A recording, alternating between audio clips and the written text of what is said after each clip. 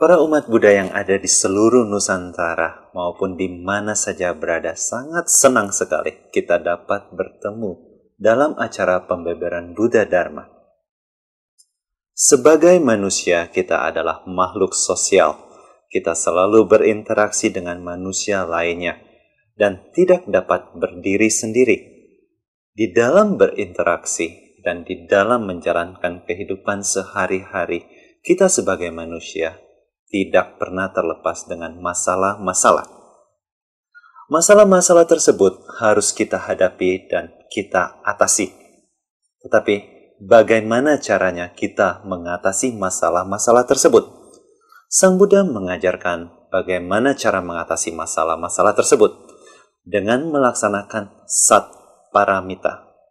Apa yang dimaksud dengan sat paramita? Sat adalah 6 dan paramita adalah kesempurnaan atau yang kita kenal dengan perfection. Keenam paramita tersebut adalah dana, sila, santi, wirya, samadhi, dan prajna. Keenam paramita ini dapat kita laksanakan mulai dari saat kita bangun pagi, saat kita menyikat gigi kita, di pagi hari sampai saat kita mau tidur di malam hari. Kita benar-benar dapat melatih diri kita dan menjalankan keenam paramita ini. Sekarang kita akan bahas satu persatu dari keenam paramita dimulai dengan dana. Apa yang dimaksud dengan dana? Biasanya kalau umat Buddha datang ke wihara, selalu dianjurkan untuk memberikan dana. Tapi apa manfaat dari latihan memberikan dana tersebut dan apakah dengan memberikan uang ke kotak dana yang ada di dalam wihara itu sudah kita namakan sebagai dana? Kalau kita memiliki arti dan pengertian dana hanya seperti tadi memasukkan uang ke dalam kotak dana, itu berarti pengertian kita akan dana sangat sempit sekali. Sekarang kita lihat, manusia selalu ingin bisa menjadi kaya agar kehidupannya menjadi lebih mudah. Selain ingin menjadi kaya, manusia juga ingin bisa menjadi pintar dan bijaksana. Serta manusia juga ingin bisa memiliki tubuh yang sehat dan umur yang panjang. Tetapi bagaimana cara kita bisa mendapatkan ini semua? Di dalam agama Buddha, kita ketahui bahwa kekayaan, kebijaksanaan, dan umur yang panjang itu merupakan hasil dari karma. Kalau kita ingin memperolehnya, pertama sekali kita harus menanam benihnya terlebih dahulu. Penyebab yang baik akan memberikan hasil yang baik. Penyebab yang tidak baik atau buruk akan memberikan hasil atau akibat yang tidak baik pula.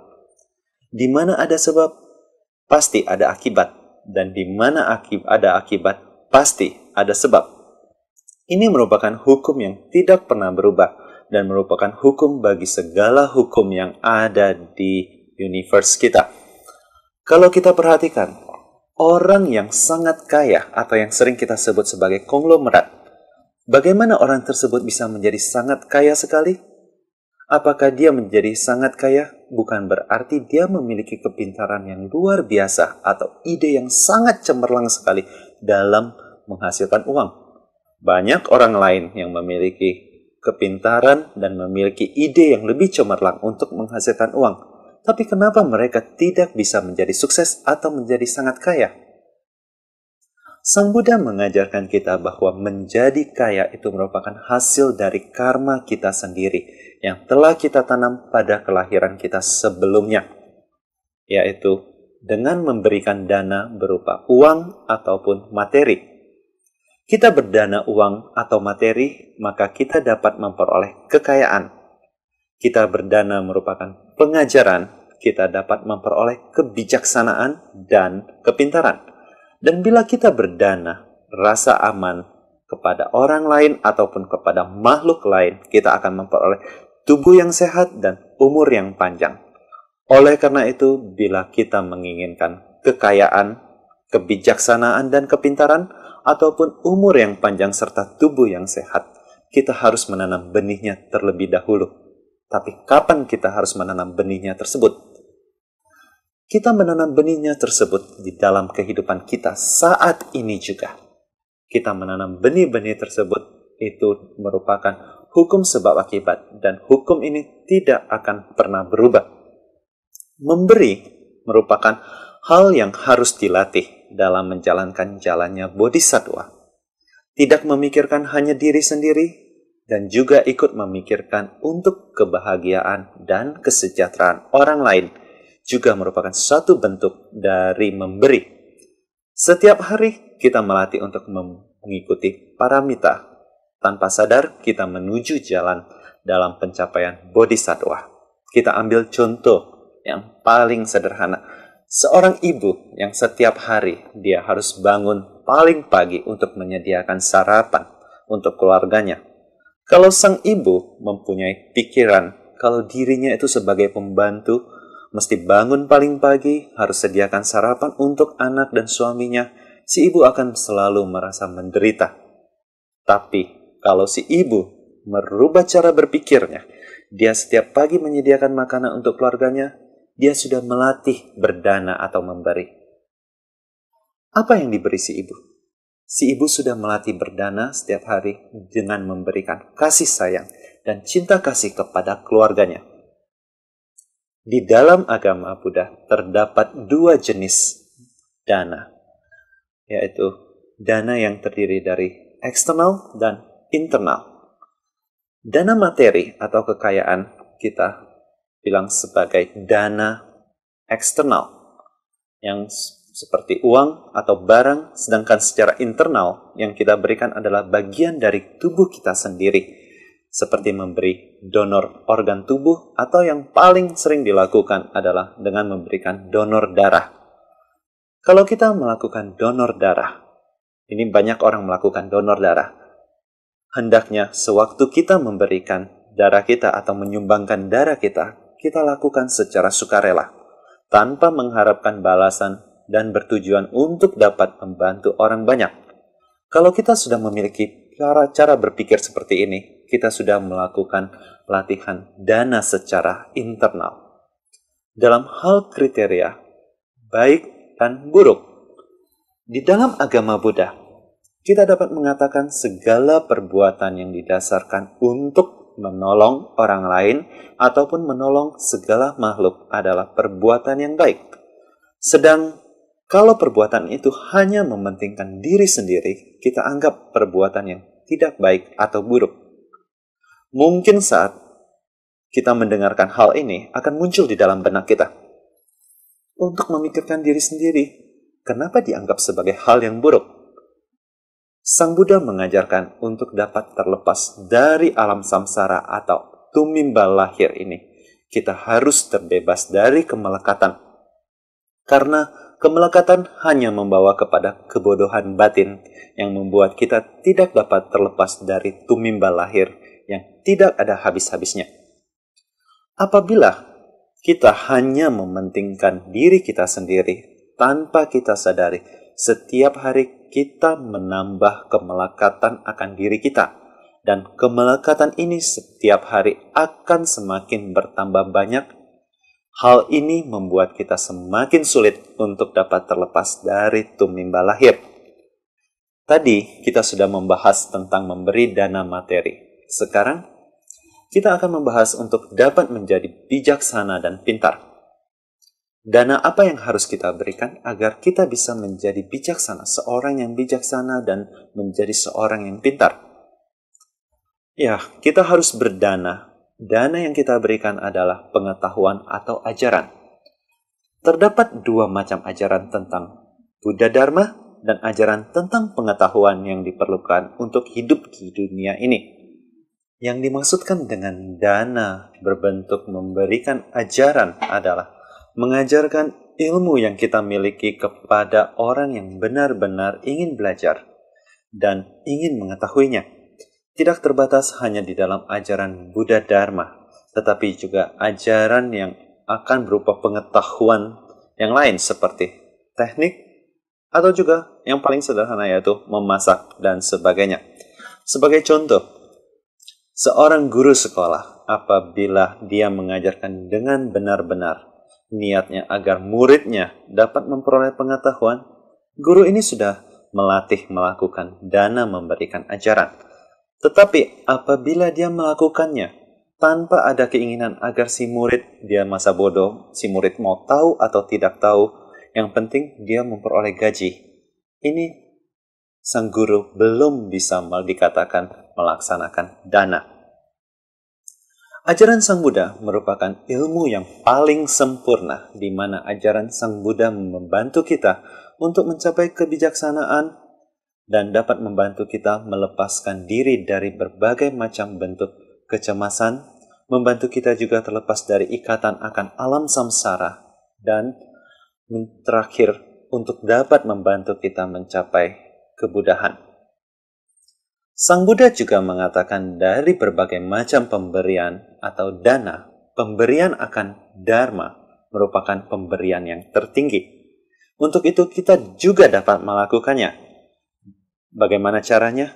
Kita dapat mencetak buku-buku Buddha Dharma, baik itu berupa buku, kaset, CD, atau VCD yang berisi ajaran Buddha Dharma, dan kita bagikan secara cuma-cuma. Hal ini untuk apa kita lakukan? Hal ini untuk membantu orang lain memiliki kesempatan untuk mempelajari atau mendengarkan Buddha Dharma. Sekarang, kita masuk pada pembahasan akan dana apa yang dibutuhkan, dana apa yang harus kita lakukan agar kita dapat memiliki tubuh yang sehat dan kita bisa panjang umur. Untuk mendapatkan tubuh yang sehat dan panjang umur, kita perlu memberikan dana, yaitu pemberian rasa aman. Kita membantu menghilangkan rasa takut dan rasa cemas yang dialami oleh orang lain atau makhluk lain. Kita ambil sebagai contoh. Kalau kita ikut kebaktian di wihara yang biasanya dilaksanakan pada malam hari, apabila ada dari umat yang merasa takut pulang sendirian dari wihara karena sudah terlalu malam, kita dapat membantunya untuk mengantarkan umat tersebut pulang ke rumahnya. Selain itu, bila kita menjadi seorang yang vegetarian atau yang biasa kita bilang sebagai hanya memakan sayur, tidak memakan daging, ini juga kita menolong makhluk lain, terutama binatang. Binatang-binatang ini dapat memperoleh ketenangan, tidak merasa cemas karena harus menghadapi saat hendak dipotong. Kalau kita sungguh-sungguh melatih diri dalam berdana, memberikan rasa aman, kita pasti akan memperoleh tubuh yang sehat dan panjang umur. Setelah kita membahas bentuk-bentuk dana yang sempurna adalah kemampuan kita untuk melepaskan apa yang kita miliki untuk menolong orang banyak dan makhluk lain. Perlu diketahui, memberi dan menerima merupakan suatu kesatuan. Apabila kita tidak pernah melatih memberi, kita tidak akan memperoleh. Bila kita memberi sedikit, maka kita akan menerimanya juga sedikit. Sedangkan kalau kita memberi banyak, kita juga bisa memperolehnya banyak. Sekarang kita masuk pada paramita yang kedua, yaitu sila. Apa itu sila? Sila yang lebih kita kenal dengan aturan-aturan, kebiasaan, atau hukum, dan sebagainya. Setiap hal, baik itu yang kecil maupun yang besar, memiliki aturan-aturannya, dan kita harus mematuhinya. Sebagai contoh, di dalam kehidupan kita sehari-hari, di dalam keluarga, kita punya kebiasaan akan hal senioritas yang membantu kita untuk membina hubungan antara orang tua dan anak, suami dan istri, kakak dan adik. Semuanya memiliki aturan yang harus kita ikuti. Sama halnya dengan hal yang paling sederhana. Pasti ibu-ibu selalu melakukan yang seperti memasak nasi. Kalau memasak nasi kita lihat, kita juga harus mengikuti aturan. Kalau kita membuat nasi dengan menaruh air yang terlalu banyak, apa yang terjadi? Nasinya akan menjadi lembek. Sedangkan kalau sewaktu kita masak nasi, kita memasukkan airnya kurang, apa yang terjadi dengan nasinya? Nasinya akan menjadi keras. Demikian juga di dalam mempelajari dan melatih Buddha Dharma. Pertama, kita harus mempunyai tekad, kita harus berjanji untuk dapat menolong semua makhluk hidup. Kemudian, kita mulai mencoba untuk menghilangi kecemasan-kecemasan yang ada dalam diri kita, kebiasaan-kebiasaan, dan kemelekatan. Hal ini membantu kita untuk dapat mencapai kemudahan. Paramita yang ketiga adalah santi atau kesabaran. Dalam melakukan apapun, kita membutuhkan kesabaran. Untuk mencapai sukses, dibutuhkan juga kesabaran. Seperti anak sekolah, sebelum dia bisa memasuki bangku kuliah, dia harus menamatkan jenjang pendidikan mulai dari TK, SD yang selama 6 tahun, SMP yang selama 3 tahun, SMA selama 3 tahun. Sesudah menamatkan SMA, dia baru bisa memasuki jenjang dunia perkuliahan. Tanpa kesabaran, kita tidak dapat mencapai apapun. Dalam melatih diri di dalam agama Buddha, kita juga membutuhkan kesabaran. Sama halnya seperti kita mengendarai mobil dan hendak memasuki jalan tol. Sementara antrian mobil sangat panjang sekali. Kita harus sabar sampai tiba pada giliran kita memasuki tol. Tetapi begitu sesudah memasuki tol, kita dapat berjalan lancar dan mulus, karena tidak ada lagi halangan atau yang merintangi. Biasanya, umat Buddha selain mengikuti kebaktian di wihara, setiap minggu juga melatih diri di rumah dengan membaca parita atau sutra-sutra tertentu setiap hari. Bagi yang baru memulai, sering mengalami rasa bosan setelah membaca sutra yang sama yang dia baca selama 1 bulan, kemudian dia mulai berpikir untuk pindah membaca kepada sutra yang lain. Di sini dilatih kesabaran dalam membaca sutra. Hal ini diibaratkan karena seseorang yang hendak berjalan di jalan yang penuh semak belukar. Begitu dia mulai melatih diri dengan membaca sutra yang sama, pada bulan pertama dia sudah mulai membersihkan semak belukar tersebut. Pada bulan kedua dia melatihkan diri, dia mulai memotong semak-semak belukar tersebut. Dia bersihkan. Tapi sewaktu memasuki bulan ketiga, dia menjadi bosan. Dan dia pindah. Dia baca sutra yang lain. Apa yang terjadi sewaktu dia membaca sutra yang lain? Ini halnya sama dengan dia memulai lagi dengan pertama sekali membersihkan jalan tersebut yang penuh dengan semak belukar. Jadi kalau kita sudah terbiasa dengan membaca satu sutra dan ingin membaca sutra yang lain, sutra pertama yang telah kita latih, diusahakan tetap kita baca. Kita harus memiliki kesabaran sebelum kita mencapai kesuksesan dalam pelatihan diri kita. Sekarang kita akan bahas paramita yang keempat, yaitu wirya atau semangat. Semangat dan kerajinan sangat dibutuhkan untuk dapat memperoleh kemajuan setiap harinya. Seperti halnya kalau kita melihat ilmuwan yang melakukan penelitian. Mereka dengan semangat, rajin, melakukan penelitian setiap hari, sampai mereka dapat menemukan sesuatu dari penelitian mereka. Hal ini juga harus kita terapkan di dalam mempelajari agama Buddha. Dibutuhkan semangat dan rajin dalam melatih diri.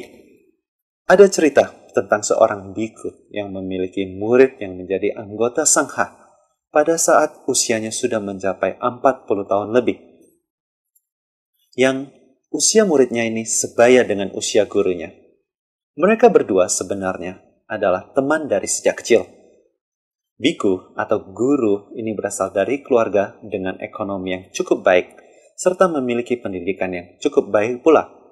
Sedang temannya yang akhirnya menjadi muridnya berasal dari keluarga dengan ekonomi yang kurang mampu, serta memiliki pendidikan yang kurang pula.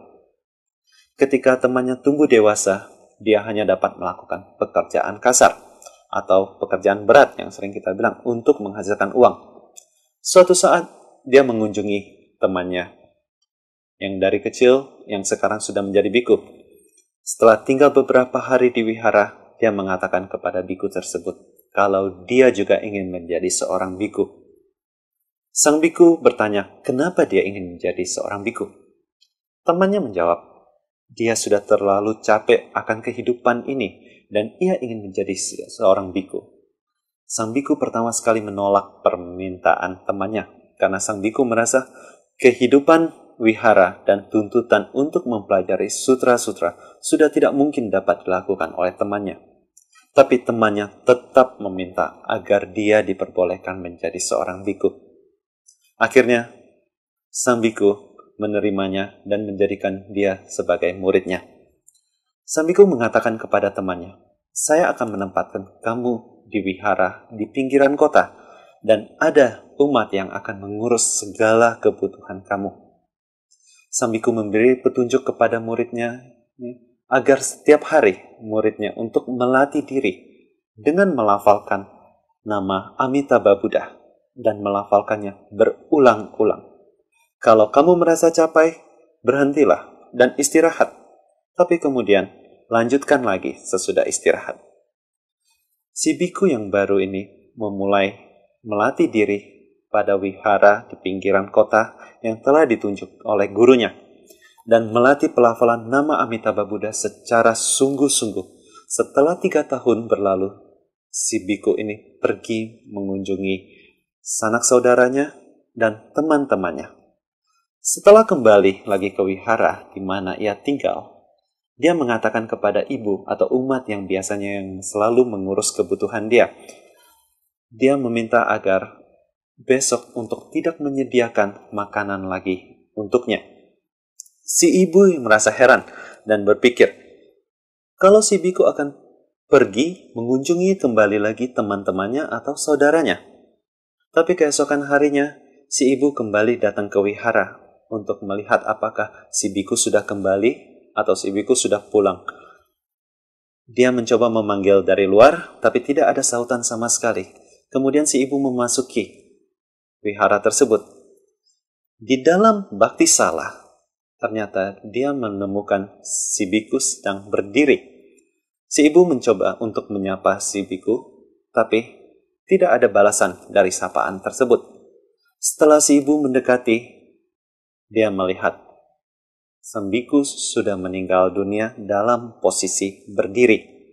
Melihat hal ini, sesuatu yang aneh, si ibu melaporkan kepada guru biku tersebut. Dengan bersusah payah, sang guru datang menemukan muridnya dalam posisi berdiri dan sudah meninggal. Begitu melihat, sang guru mengetahui kalau muridnya atau temannya sudah terlahir di alam surga Sukawati dan telah mencapai tingkat kesucian. Sang biku mengatakan kepada muridnya dengan perasaan kagum, "Kamu telah membuktikan keputusanmu 3 tahun lalu untuk menjadi seorang biku dapat memberikan hasil. Selama 3 tahun, biku yang tidak memiliki pendidikan yang cukup baik hanya dengan melafalkan nama Amitabha Buddha dengan konsentrasi dan semangat telah memberikan hasil terbebas dari alam samsara ini. Semangat dan rajin sangat dibutuhkan dalam kita melakukan hal apa saja, baik itu melafalkan nama Amitabha Buddha, duduk bermeditasi, membaca mantra, mempelajari sutra. Kita harus melakukannya dengan semangat dan rajin." Sekarang kita masuk dalam pembahasan paramita yang kelima, yaitu dhyana atau samadhi, atau yang lebih kita kenal dengan konsentrasi. Kunci dari segala macam metode pelatihan terletak pada konsentrasi yang mendalam, karena tingkat konsentrasi yang tinggi dilakukan oleh setiap Buddha. Suatu pemikiran yang keliru kalau kita hanya mengira Zen Buddhism atau Chan Buddhism saja yang melatih pada konsentrasi yang mendalam. Aliran Tanah Suci menggunakan pelafalan nama Amitabha Buddha untuk mengkonsentrasikan pikiran. Tapi, sekarang kita sering mengatakan konsentrasi. Apa itu konsentrasi? Apa arti konsentrasi? Konsentrasi adalah yang membuat kita menjadi tuan akan pemikiran kita sendiri. Kita memiliki tujuan yang ingin kita capai, dan kita tidak membiarkan tujuan kita berubah akibat pengaruh dari lingkungan. Seperti layaknya seorang ilmuwan yang melakukan penelitian, mereka tidak akan membiarkan diri mereka terusik oleh hal-hal lain yang dapat mengganggu penelitian mereka. Sama juga halnya seperti cerita tadi, di mana si biku melatih diri dengan melafalkan nama Amitabha Buddha selama 3 tahun dan mencapai tingkat samadhi dengan pelafalan nama Amitabha Buddha. Kita ketahui patriark ke-6 yang dikenal dengan nama Biksu Huineng. Dia mengatakan, konsentrasi yang mendalam adalah lebih dari hanya sekedar meditasi duduk. Beliau sendiri mencapai pencerahan sewaktu mendengarkan Sutra Intan. Menurut beliau, meditasi adalah ketidakterikatan akan fenomena, dan konsentrasi membuat pikiran kita tetap dalam keadaan stabil. Sekarang kita masuk pada paramita yang terakhir atau paramita yang ke-6, yaitu touch-nya, atau kita bilang kebijaksanaan, di dalam bahasa Inggrisnya kita sebut sebagai wisdom.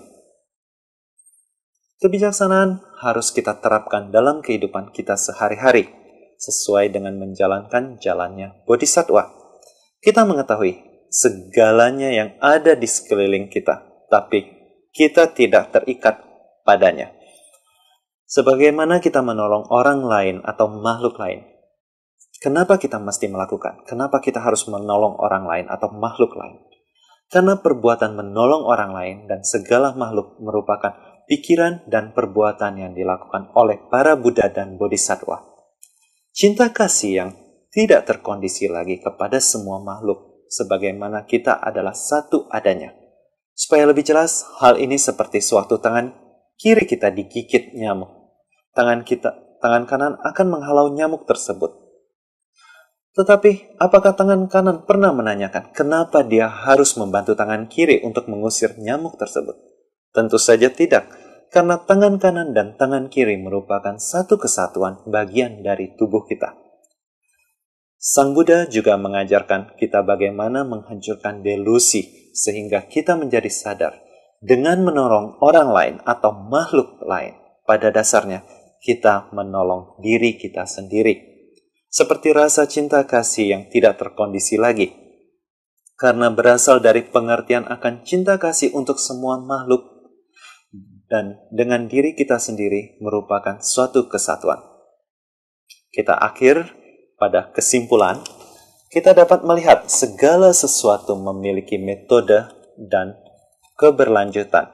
Ini dicerminkan oleh sila dan atau aturan-aturan. Kemudian kita harus memiliki kesabaran, semangat, dan rajin dalam melakukan sesuatu. Menjadi tuan akan pikiran kita sendiri dan tidak terganggu akan kondisi-kondisi luar yang merupakan konsentrasi. Dan terakhir sekali, pemahaman akan segala fenomena merupakan kebijaksanaan. Oleh karena itu, Sang Buddha mengajarkan kita untuk menjalankan sat paramita, mulai dari dana, sila, santi, wirya, dhyana atau samadhi, dan terakhir sekali prasnya dalam kehidupan kita sehari-hari. Dengan menjalankan ini, kita sudah menjalankan jalannya Bodhisattva. Semoga dengan pembebaran Dharma ini dapat memberikan manfaat bagi kita semua. Semoga semua makhluk, baik itu yang terlihat maupun tidak terlihat, berwujud maupun tidak berwujud, terbebas dari segala bentuk penderitaan dan dapat terlahir ke alam kebahagiaan. Tadyata Om Gate Gate Paragate Parasamgate Bodhi Swaha.